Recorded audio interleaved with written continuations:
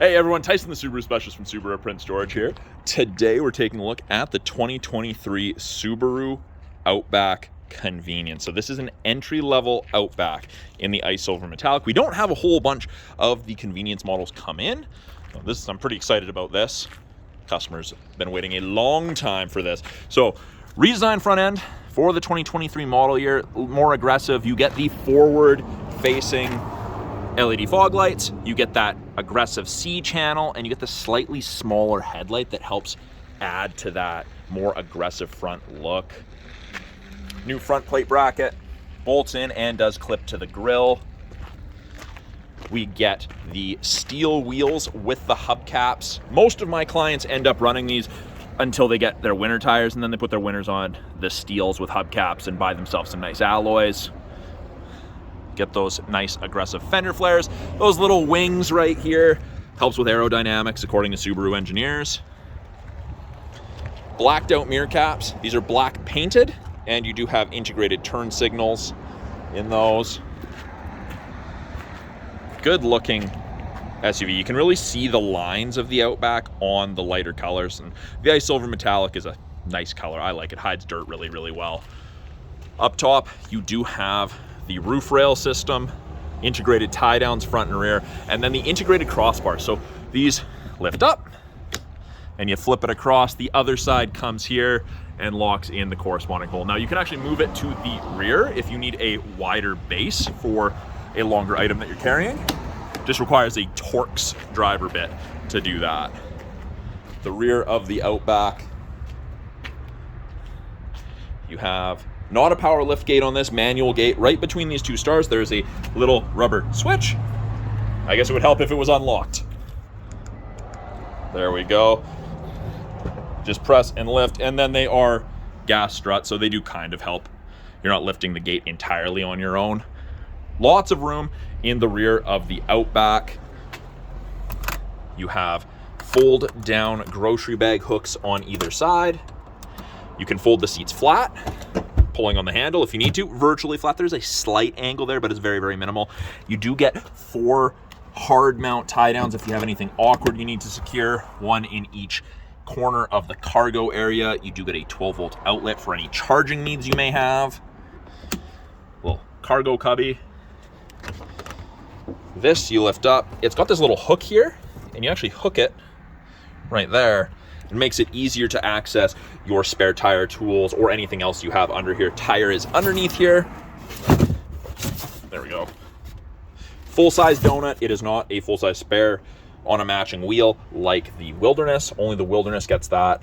And then this is always a little harder to do one-handed, putting it back. Taking it out's easy, but one-handed, difficult. And then that little silver bit right there, that's your tow hook. Eye bolt recovery point, and that plugs in there. There is also one on the front passenger side. Now, you do get the tonneau cover, privacy cover as standard equipment. Plugs in there on the sides and hides everything from the top of the seats down, keeps things out of sight, out of mind. And this is 2-stage, so the idea is you can put some taller items under there. And that's a much taller height in order to put boxes or something in. This is not a whole bunch of room height-wise. Easy to close gate.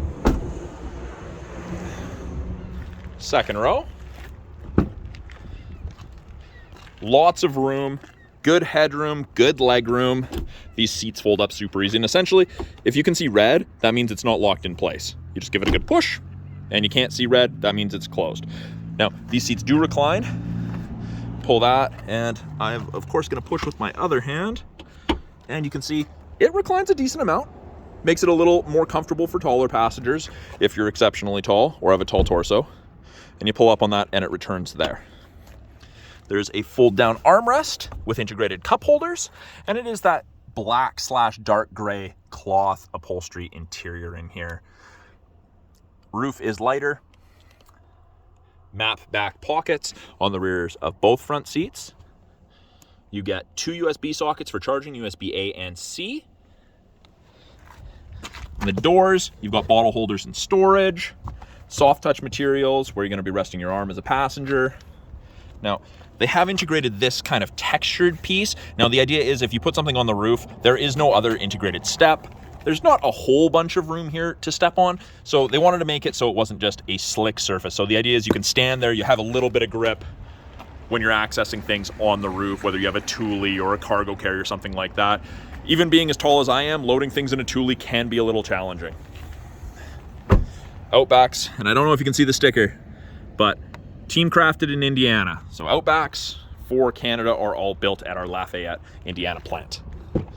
So no proximity key on this Outback. You get the standard key. We've got power windows, locks, mirrors, window lock. Same overall soft touch materials and trim on the front door panel as it is the rear doors. We've got power driver seat including lumbar, and it's the same cloth upholstery, that dark gray / black interior up front as it is in the second row. These headrests are adjustable, tiltable, depending how far or how close you like the headrest to the back of your head. And even the dash here is carpeted, which is quite nice. I'm gonna move this back a little bit, make it easier. So on the previous Outbacks, they had some switches there. On higher end ones, there's a little bit more, but this is a scroll wheel for the brightness of your gauges. To adjust the steering wheel, should you need to, you just pull down on this, and it is both tilt and telescopic. So you can adjust it depending upon your arm length, how far back you sit. It's very convenient, very comfortable. Now, turn it on. It's just like a traditional. Now, you did notice some LEDs up there coming from that little kind of box. It's kind of like a heads-up display. It's part of the EyeSight safety system, so it flashes different LEDs depending upon what the EyeSight cameras are telling it. If you cross lines, you'll get blinking yellow on whichever side you're crossing, red. If it thinks you're gonna hit something, you will also get some audible cues as well. There are more to that. I think there's 5 different color combos. On the steering wheel itself though, left-hand side, well, they've changed it for the 23. You get the leather wrapped steering wheel now, not kind of the plasticky one that you got previously in the entry-level models. Left-hand side, we get our audio controls, switch from AM to FM to USB to Bluetooth, issue voice commands, accept phone calls, hang up. Little eye will tell you what's going on if you get a little warning light up there. I do have a video about that previously on my channel. They have changed it. You got a nice tactile feel. I don't know if you can hear this, but it's nice. Even that little toggle will change our small little center display here. You're always going to have a digital speedometer, but you can change what you're looking at. Obviously, we have to correct the time because it says it's 5:26 a.m. and it is definitely closer to 11. Right-hand side, we have our adaptive cruise and lane centering. Both of those use the 2-color stereo EyeSight cameras. That's EyeSight 4.0. Wider view, detects pedestrians and cyclists more readily, just better overall. So that's the most up-to-date. But when you turn on the adaptive cruise, you got an image of the Outback there. My foot was on the brake lights were on. You could see that there is 4 bars ahead of it, and it goes down to 1. So that ultimately determines how far behind the vehicle ahead of you that you're gonna follow if you catch up while using cruise. 4 bars at 100 kilometers an hour is approximately 150 to 180 feet. And then you can see that there is an image of a steering wheel with hands on it, and we're going to turn it on. There we go. So you can break it into kind of 2 portions. You can have just warning buzzer, or you can have the actual lane correction. So these are grayed out right now. When the cameras can see the road lines above 60K an hour, they will illuminate white on whichever side, and it will try to center you based off of that lane. So it'll actually give you general steering input and help you through corners. It's not hands-free. Do not take your hands off the wheel and let it do its own thing. We're not quite at that point yet. Turn it off. So in order for this to be active, you have to have cruise turned on, but you don't have to have cruise set. So if I turn off cruise and we're looking at that, if I press this, you don't get that button up there. Press it again. Turn on cruise. Turn it on, turn it off, on, off. Really easy. Heated wheel, yes, even the entry level gets a heated wheel, which is phenomenal. I love it. Over here, infotainment, they've broken the convenience model into 2 portions. So you get 2 7-inch screens as opposed to one 11.6-inch screen.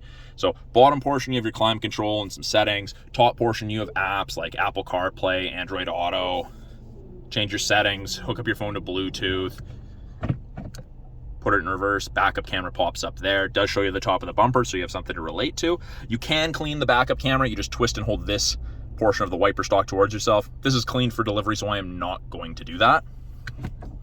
Physical buttons below. So if I go into apps, I press home, it takes me home.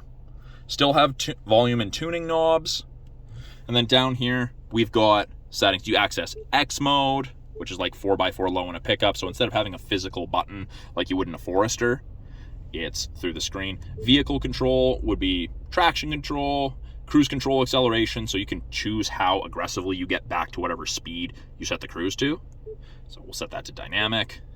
Steering responsive headlights. So these headlights swivel left and right when you turn at speed. Very, very handy feature. You can disable that if you don't like it. And then you have auto vehicle hold, which is a brake holder for construction, drive through, or rush hour traffic. That isn't a place like Prince George. Auto start stop, it's easily accessible. It's on the main screen. So if you don't like it shutting off at intersections, you do that. It does default to turning on when you turn on the vehicle, and that's just due to government regulations. More settings. So again, another one to do that. You can change the unit. So if you travel into the States, you can switch it to miles per hour, and gallons. Warning volume, you can control that. So it all depends what you're comfortable with. And that signal would be, for example, if you are approaching someone too fast and it thinks you're going to hit that vehicle ahead of you, for the automatic emergency braking. Climate controls, bottom portion, heated seats are through the screen, easily accessible. It is single zone climate control, so I can press that and it'll bring up where my airflow is going to be directed. It's a physical button for the temperature, and it goes up in 0.5 degree increments or down in 0.5 degree increments, and you get 15 as the low. You've got your heated mirrors and back window, front defrost. Below that, we have a USB-C, an aux, and a little storage cubby. It is kind of rubberized at the bottom. That is kind of hard to see, but soft touch. It's not big and hard plastic. Your phone's not gonna rattle around because it's soft. Park brake, pull up to turn it on, foot on the brake and push down to disable that. Automatic CVT transmission. I can pull it to manual mode, and I can use the paddles up and down to shift it. If you want to manually select your own gears, that is. Cup holders, you do get a single cup raiser. So these are fairly deep cup holders. So if you have a small drink, it'll go right to the bottom and you can really just practically grab the lid. This raises it a little bit. These are an accessory. They're like $8 or something if you want. It comes with one. You can buy more if you would like. In the armrest, a little bit of storage. It is carpeted on the bottom, and you do have a 12-volt outlet there. Places for you to run your cords out if you're charging anything. And then we do have a card holder, and this is also kind of rubberized, so things hopefully won't rattle around and make a whole bunch of noise. Little storage cubby above the glove box. Nothing crazy huge. Conventional mirror. We got sunglasses. This is also soft touch material, kind of carpeted, so your glasses won't rattle around as much. Door light switch. Map lights. We've got card holders on both sun visors. And then you do get a vanity mirror with 2 lights. This is extendable. So if the sun's directly on your left or on the passenger's right, you can extend that. Really easy to use.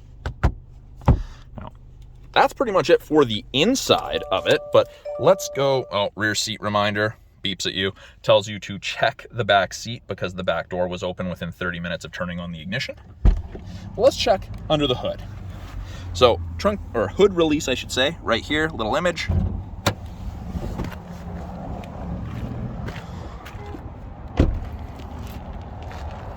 Up top here, in front I should say, not up top, but I always go to the right of the Subaru logo, hand in, facing down, move from right to left.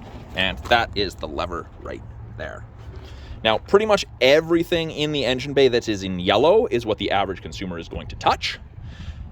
Washer fluid, oil, filters easily accessible there, coolant, brake fluid, dipstick, and then you do have your air filter, intake filter. Now, this is the 2.5 liter 4-cylinder boxer engine. It produces 182 horsepower, which is more than adequate for the majority of people. You get great fuel efficiency because of that, and it's in the majority of our lineup. And I always drop them. I don't like to put them down and push on them, just because that it feels like I'm going to dent it, which I know probably isn't going to be the case. So that is a brief video overview of the 2023 Subaru Outback Convenience in the Ice Silver Metallic. If you guys have any questions about this vehicle, any of the vehicles in our lineup, any of the tech, questions related to accessories, anything like that, please put that in the comments below. I am always looking to make new videos for you guys and answer your questions. And if I don't know the question, I get the answer to the question, I should say, I get to go find that for you. So again, I'm Tyson, the Subaru specialist from Subaru Prince George. Thanks for watching. We'll talk soon.